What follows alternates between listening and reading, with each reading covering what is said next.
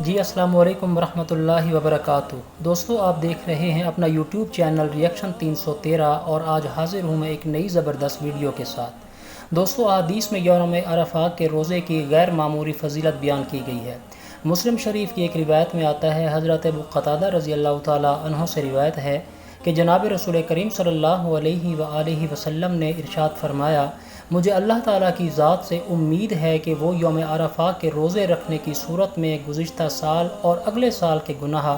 بخش دے گا۔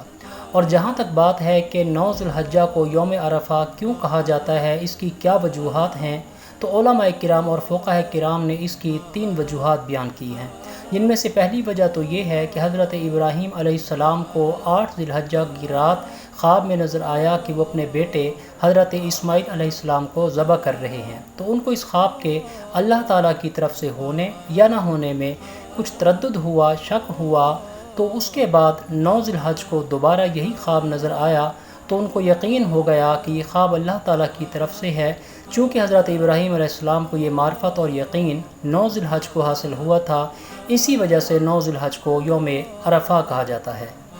اور اس کی دوسری وجہ یہ بیان کی جاتی ہے کہ 9 ذی الحجہ کو حضرت جبرائیل علیہ السلام نے حضرت ابراہیم علیہ السلام کو تمام مناسک حج سکھلائے تھے۔ مناسک حج کی معرفت کی مناسبت سے 9 ذی الحجہ کو یوم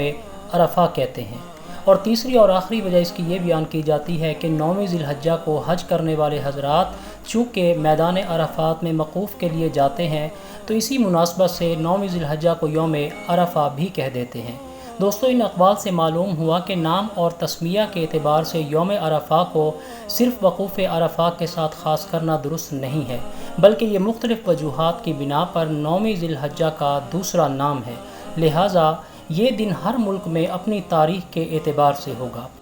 یعنی دیگر ممالک میں جس دن 9 ذی الحجہ ہوگی وہی دن یوم عرفہ کہلائے گا، خواہ اس دن سعودی عرب میں چاہے یوم عرفہ ہو یا نہ ہو۔ دوستو ویڈیو اگر آپ کو پسند آئی ہو تو چینل کو سبسکرائب، ویڈیو کو لائک اور شیئر کرنا ہرگز مت بھولیے گا۔